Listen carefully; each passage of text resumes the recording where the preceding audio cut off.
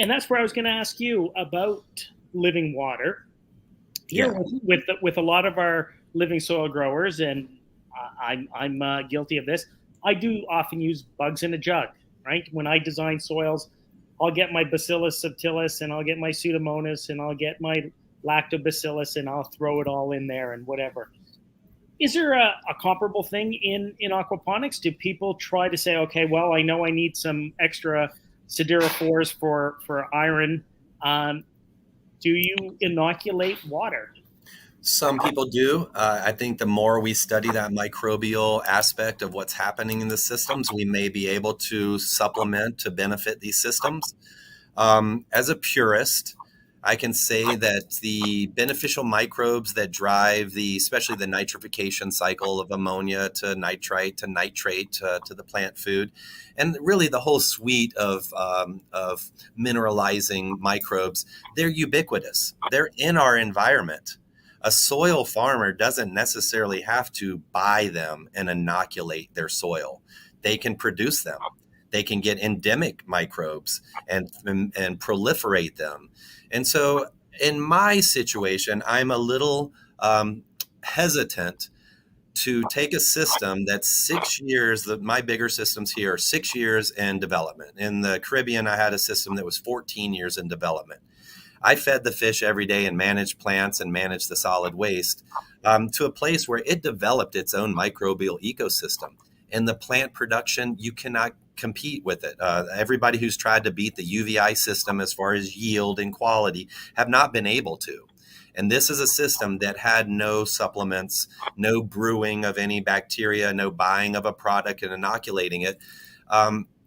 I have a feeling that sometimes when we inoculate to maybe benefit that system is not conducive to that microbe lasting.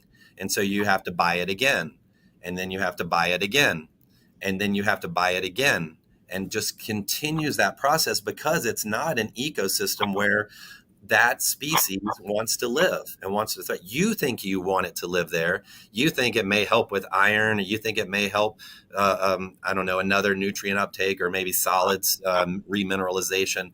But I'm not sure of maybe unintended consequences as well. And especially when I think if you really watch a system over time, it develops into a robust system. But I see a lot of people, so they start a system and 6 weeks later, they want to make it better. And they go make a product and they add, and they never let it really establish this ubiquitous community that's already there.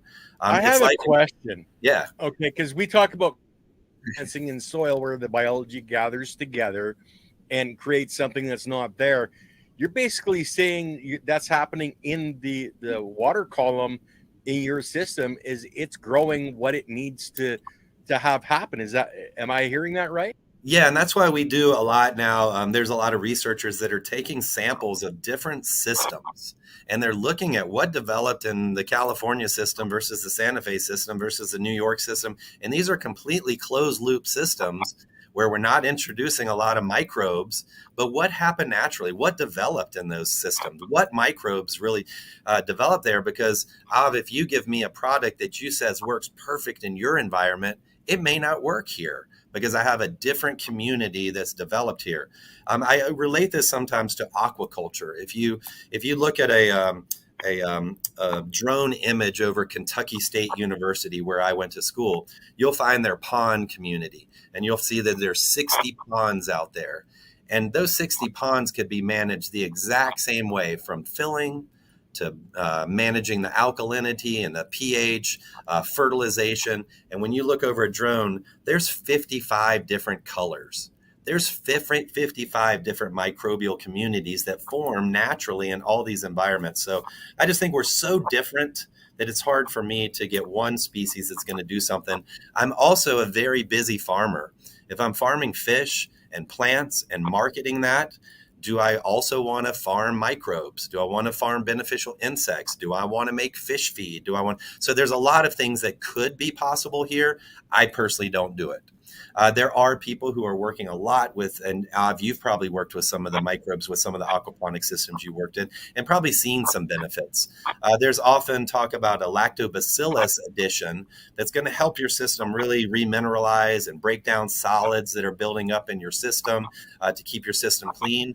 Well, in my opinion, why don't you have a clean system on the front end? Why don't you have filters that work? Why do you have debris under your raft beds and in your media beds? Why don't you have a better designed system that you don't need to go create or brew a species of microbe to put into your system that may control that problem and then knock out because they've lost all their organic matter to live on? And I just don't like this cyclical thing of introductions to an aquaponic system. I like to find more of a steady state. And are you doing that strictly out of pH, water temperature, water quality, or are there other additives that are so integral in that ecosystem to establish it? I'd say for 30 years, I went with a mantra that UVI created: add iron, calcium, and potassium. And this was, again, before we really understood what's under the black box. And we knew that plants are hogs of potassium and calcium. We knew that plants needed a lot more iron than fish. And then we often don't put these ingredients in the fish diets. So we understood that. And so as I regulate pH, for a long time, I just regulated with a potassium base or a calcium base, boom, boom, alternating. Often, if I'm just with a leafy green, I'll just use calcium. If I'm trying to go into a fruiting crop, I'll do that alternating, so I get that potassium bumped up. And I have stuck with an iron addition every 3 weeks throughout my entire 30 years. I never worry about iron. When I get my analysis back, it's always right there at the 2 to 5 ppm, right where I want it. So it's mostly been with those. Again, I know people want to do something different. There was a conference a few years back when our pioneer researcher, Wilson Leonard, said, aquaponics belongs in the hands of the tinker. We all want to change it. We all want to do it better. But this UVI system that set the model for the rest of the world to kind of follow, everybody has tried to change it, from the solids removal device to the fish tank layouts. And this is where Wilson came in, even adding 50% hydroponic nutrients. He says that nobody has beat this system. As much as you want to try, and you're going to spend a year looking at microbes that you're going to throw in this system, there's a good chance you're not going to beat the system as it is without these supplements. Supplements are also a cost to a farmer. It's either the time or the money. And so I've been a farmer. I know how freaking busy you can be. I get Leighton said the word the other day or earlier, aqua shyster, and it's people coming at you. You know what you need, and you know what you need, and you should do this. You got to buy this. I don't even have time much for data entry and spreadsheets and analysis. I am old school with a piece of paper. I want to walk in, look at that, see what's happening. I can make a change in 3 minutes, walk out the door.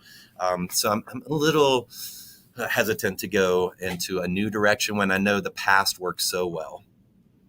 Yeah, if it ain't broke, don't fix it. But I look forward to this young generation opening up that hood, looking under the microscope and all these different components, from your fish tank to your solids removal to your media bed, all the different components.